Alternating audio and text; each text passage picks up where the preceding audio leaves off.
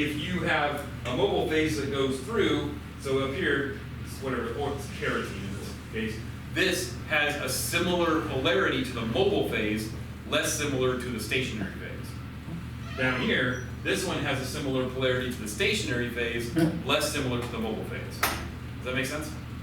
So when your dyes separated, I don't know what order, let's say the yellow would above the blue, say the blue stayed put, then the blue would have a more, did somebody, is their set right, yours? Okay, maybe Canon already grabbed it. Yeah, Canon grabbed the second bag. Okay, so Canon got it. So anyway, so let's say the blue stayed put and the yellow kept going. That would mean the yellow has a similar polarity to the solvent, which is the mobile phase, and the blue is closer in polarity to the stationary phase. So usually the stationary phase, again, I wrote mostly non-polar medium, but it can go any way you want it to. In our video, the mobile phase was non-polar and the stationary phase was polar. In this example, the mobile phase is polar and the stationary phase is non-polar. Again, it's all about solvent-solute selection. Okay. The RF value, or the retention value, is just the ratio of how close the polarity of the sample is to the polarity of the mobile phase. A retention value of 1.0 means they are right together. They're perfectly together. A very low retention value means the polarity agreement is very low. Maybe it's like, it's kind of nonpolar if the solvent was nonpolar.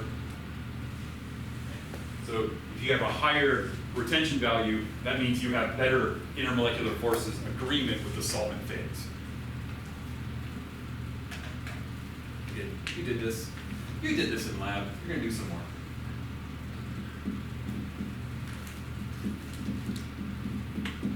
Okay. Does this stuff make sense? Move on. Hold on, because we're about to do quantum. We're about to shift into why is this in Unit 3 quantum? So we talked about molecules. Now let's talk about electrons. Are we going to talk about Ant-Man? About what? Ant-Man. Ant-Man. That's actually 3.12 in our So my bad. Discuss Ant-Man. College Board learning 3.15. No, I'm not going to talk about Ant-Man.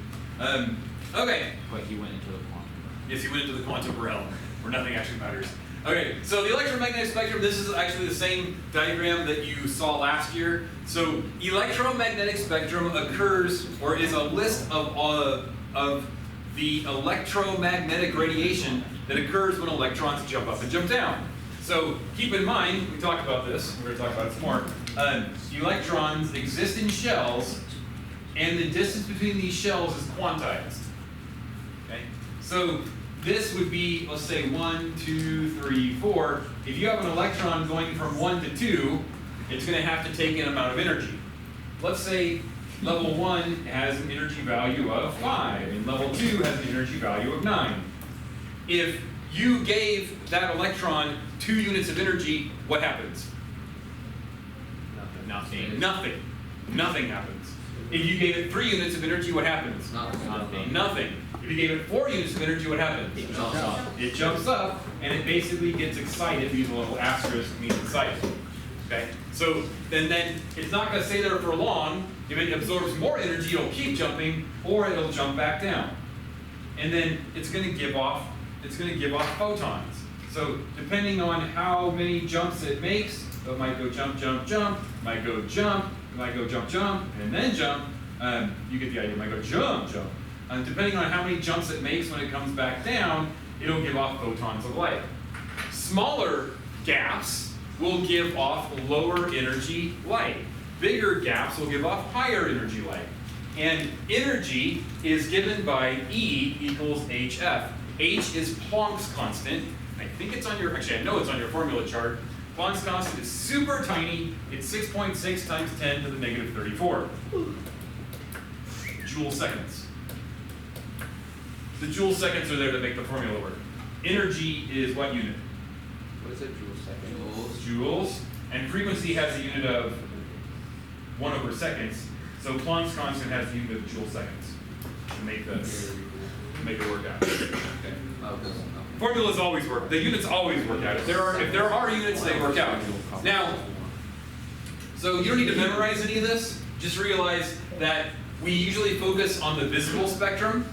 Our spectrophotometers function on visible and low ultraviolet, visible and nearby ultraviolet. So basically, this is the slice that our spectrophotometers function in. When you go to college, you'll also work with infrared spectrometry. I'm going to show you how that works too. And it's pretty cool. Okay? But these are our slices. You have visible light, tiny little slice. Lower energy visible light is infrared, microwave, radio waves. Your cell phone is right here. That's the range of frequencies for your cell phone, right there. TV over here. Yeah, it's baseballs. Your cell phone's shooting out little baseballs. Baseball's the best word. Yeah. And then ultraviolet light. And Barry Bonds is the best. This is actually kind of important. Cells are right about this size right here. Or actually, viruses right here. This is actually the cell wall of the viruses. You know what the best thing to do to kill bacteria and viruses? Ultraviolet light. Yeah, sunlight. Sunlight's great at killing them. Just burn them. This is a sweet gas. I'm very. Yeah. Why is it in Unit 3? Why is it in Unit 3? Unit 3 is all about molecules. How come we're talking about electrons all of a sudden? So is that the little slice for visible light? Is that just for humans or is that for all animals? What we consider to be visible light is that slice. Okay. Yeah, there are insects that can see into the ultraviolet. I'm sure they don't even call it ultraviolet because there would be no reason to call it ultraviolet. Because it's called ultraviolet, meaning it's beyond violet, so we can't see it. It's like beyond what we can see. They probably just call it violet X, extraviolet. So it'd just be like a really purple color. Yeah, they just call it like, hey, it's just more violet. I can see that's more violet. And there's some things that can see in infrared, but they don't even call it infrared because infrared means below red. They would just say it's more red. It's more red. Their infrared's like down here, and their ultraviolet's up here. Or maybe they have a completely different name. Yeah, they might call it. They don't have English. The insects might just call it. Okay, the entire spectrum of light is called the continuous spectrum. That's going to be important in a second. So, yeah, I love this animation. So, if you can't see this, and I apologize you can't see it, this is a sine wave. We usually show EM radiation as a sine wave. The distance from peak to peak or from trough to trough is the wavelength. So, the distance from peak to peak, which is here to here, or trough to trough, which is here to here, is the wavelength. Wavelength is in meters, and how many of them you get is frequency. So speed is therefore wavelength times frequency, because speed is meters per second. So speed is meters per second, wavelength is meters, and frequency is seconds. So the units cancel out. All electromagnetic radiation travels at c, 3 times 10 to the 8 meters per second, in a vacuum or air. It doesn't travel that fast in water, or crystal, or glass. It travels slower in glass, but not that much slower. How much slower it moves is index of refraction, which you can learn if you take physics. But the important thing is, traveling through space or through a spectrophotometer, the wavelengths of light all travel at the same rate, at 3 times 10 to the 8 meters per second. And again, because the product of the two equals the speed of light, then wavelength and frequency are inversely proportional. And energy is proportional with frequency. Frequency in hertz or per seconds multiplied by Planck's constant gives you energy in joules. It gives you the energy of a single photon. That's going to be really important in about 5 minutes. Yeah. The idea that a single photon of light is carrying energy. Isn't that how solar panels work? Mm-hmm. And that's how solar panels work. Basically, solar panels create a gap, and a photon comes along and slams into a piece of metal, and an electron jumps across the gap. And we collect that electron and put it in our pocket. Boom, clean energy. Yeah. Well, I got solar panels on my roof. I wish I had more. I go through, like, I drive through Henderson, and I have solar panel envy. I'm like, oh, look at that house. It's got like twice as many panels. Oh, that must be awesome. But I make what I need. I pay very little to NV energy. Okay, so moving on. So, where did we get this? All right, we're good. Okay, Bohr's model. So we're going to credit Niels Bohr with coming up with this crazy model of stairs or individual levels. So Bohr's model says an electron can be there, but not in between. And quantum science is the idea that the energy exists in photons of a specific size. It is a specific multiple of Planck's constant. So all energy in all photons is a multiple of Planck's constant, 6.6 times 10 to the negative 34. You're not going to have 6.8 times 10 to the negative 34. You're not going to have 9 times 10 to the negative 34. All energies in photons is a multiple of Planck's constant. So there you go. When gases emit energy, they create an emission spectrum, which is each of these lines corresponds to a transition. And that's the word we're going to use when we're explaining how quantum works. We're going to say electron transition. In other words, it's transitioning from level 3 to level 1. Last year, we used the word jump up and jump down. We need to move away from chemistry 1 and think about chemistry AP and use the phrase electron transition. Electron transition. There is an electron transition between level 2 and level 3 of 4 electron volts of 10 times 10 to the negative 14 joules. Okay. So when these electrons jump down, they give off visible light, or they may give off visible light, and that's the emission spectrum.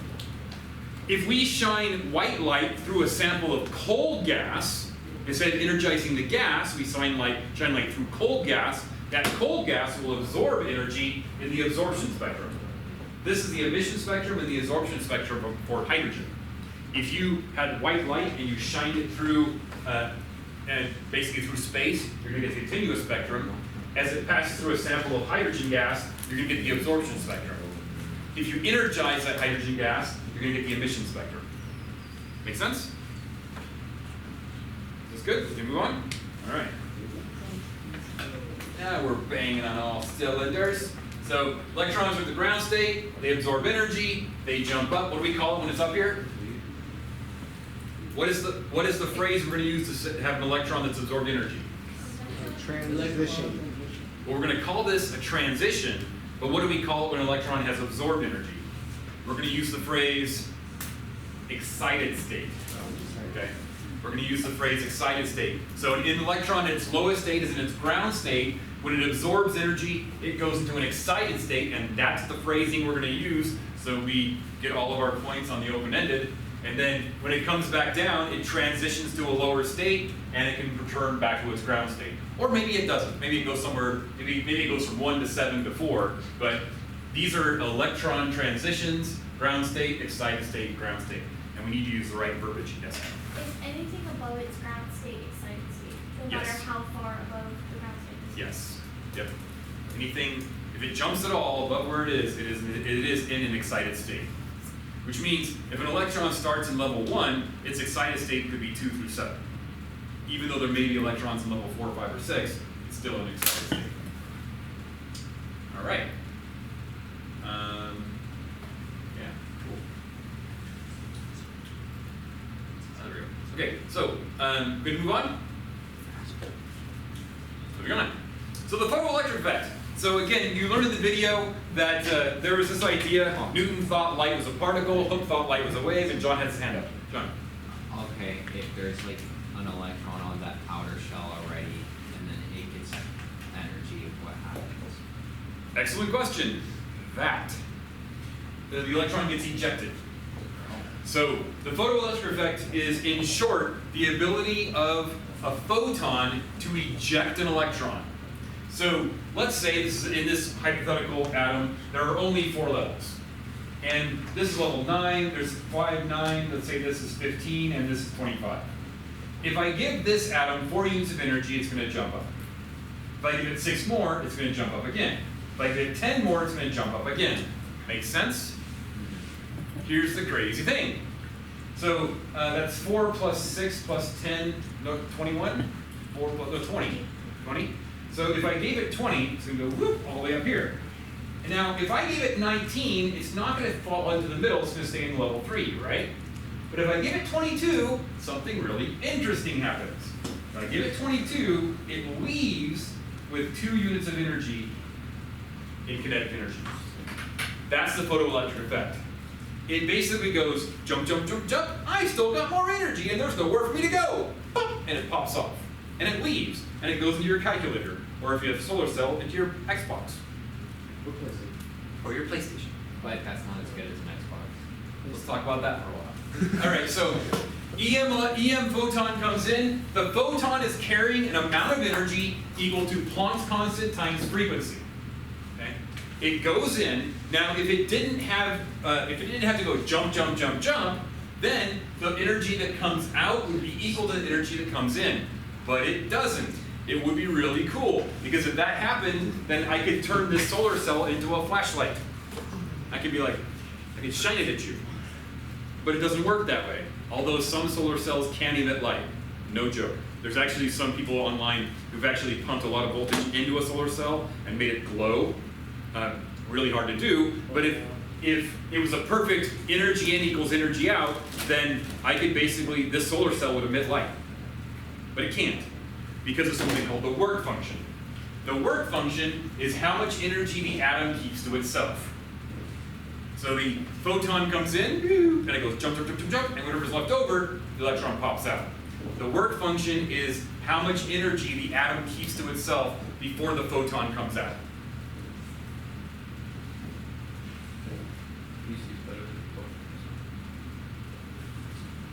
So something really awesome happened about a week ago, at least. Well, actually, it really awesome happened about a year ago, but it was published about a week ago. The solar cells on my roof need visible light. Okay? On a cloudy day, they don't get much visible light. Ultraviolet is great, blue light is great, green light is great. Yellow, red, and orange do nothing for my solar cells. They simply don't carry enough energy. Even if it's like a crazy bright day, if the sun only produced yellow, red, and orange, they wouldn't actually do anything for my solar cells. Does that make sense?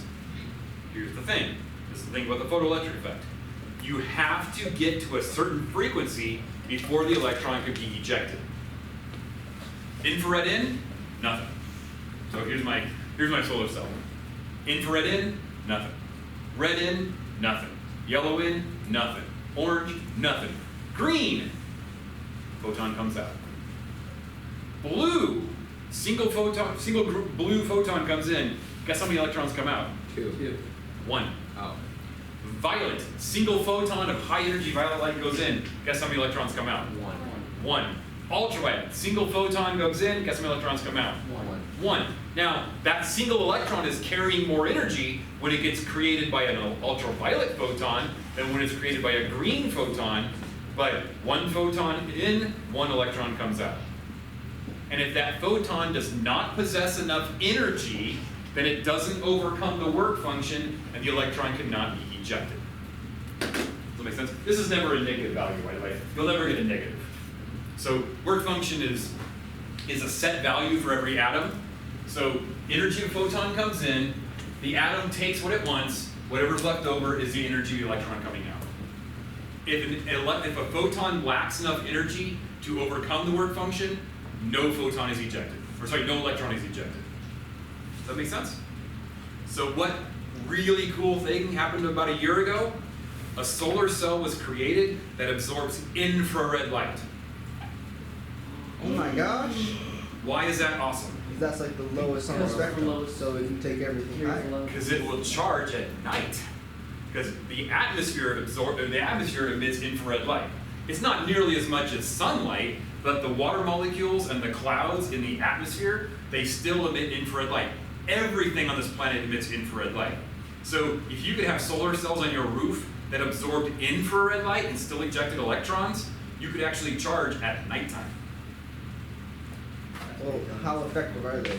Not very, but it's a good, not good enough to be practical at this point, but it's a stepping stone. So it's the new calculator powering system, I guess, or? Not even that. Oh, okay. But again, it's a step. It is basically it is the holy grail of solar cells, because you're like, well, the sun goes down, you can't charge them. Yeah, you could. All you have to do is take your solar cell and instead of aiming it at the sun, flip it around and aim at the ground, because the ground is emitting infrared light, and it would absorb energy from the ground, which is pretty cool. Pretty dope. Yeah. So this is a night vision. You can't hide in perfect darkness because you're still emitting infrared light. That's how the mosquitoes can see you. That's not actually why they can see you. It just doesn't make sense. Okay, does that idea make sense? Yeah. So again, you have to have enough energy in the photon to eject an electron. If the photon does not possess enough energy, it doesn't eject an electron. So you have this crazy bright light, and you'll be like, red, nothing happens. Yellow, nothing happens. And I have a really faint green light, green, an electron comes out. Make sense? I hope this makes sense. Yes. Okay, move on. Okay, so UV visible spectroscopy. So this is what we've been doing. Again, I don't even really need to do this. I'm going to do it anyway because it's here. So we did UV visible spectroscopy. Again, percent transmittance is the ratio of absorbed energy. And then absorbance is the negative log of intensity. So again, this is what we've done. This is like the first thing we did way back in September, is we were doing UV visible spectroscopy. It's kind of a big thing with the College Board apparently.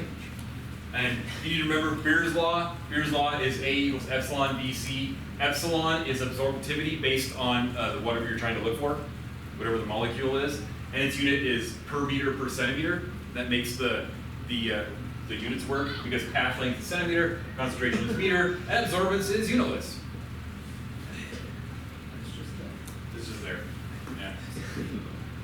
So what happens is you get a transmittance curve, and it's basically, here, let's use black. It goes not seeing, absorbed. So maybe this is red and maybe this is red, orange, blue, green. Basically, it's absorbing some frequency of light. Starts at 100%. In other words, everything's going through. Then this is what it absorbs at. Then everything's going through. And then this is turned into an absorbance versus time graph, which is logarithmic, so it's